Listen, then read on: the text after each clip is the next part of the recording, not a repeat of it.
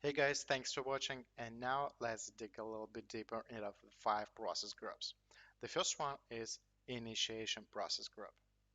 Let's think what kind of activities need to be done in the very beginning. First off, we need to determine company's culture, procedures, and existing systems. Just imagine that you are an UPM in the company and someone tell you, hey, we have a project and you will be responsible for it. I wait a report from you next week about status of the project.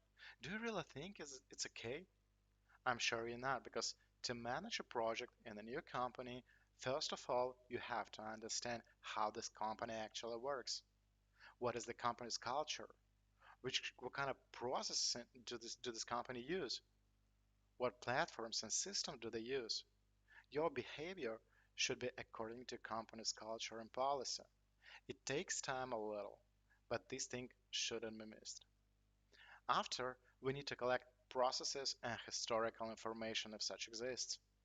For sure, we need to understand a business case. From the very beginning, we need to divide our project into phases, if it's a big one.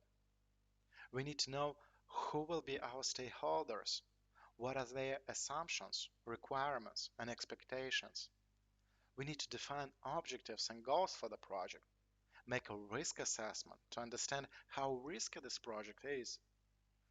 The output of this process group will be project charter, which contains all preliminary information about the project. For example, I have a project X. I will divide my project into some phases. The first one being analysis, the second being planning activities and costs, the third being executing, and the fourth being follow-up and feedback.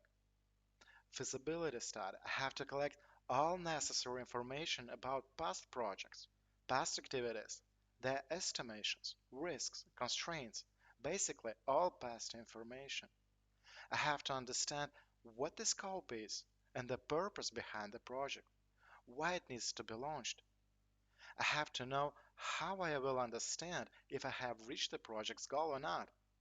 What kind of acceptance criteria will we have for the project X? I also need to assess who will participate in this project X. I have to evaluate what kind of risk could be potentially faced and prepare an appropriate response strategy for these risks. The preceding information will be integrated with the project charter, and project sponsor, who are also responsible for creation of this document, will formally authorize it with a signature. Overall, these are the activities which should be performed in the initiation process group. And now let's learn in detail what needs to be done in this process group. Working with stakeholders is a very important activity. So what we're gonna do with them? First, we need to know what kind of roles do we have in the project.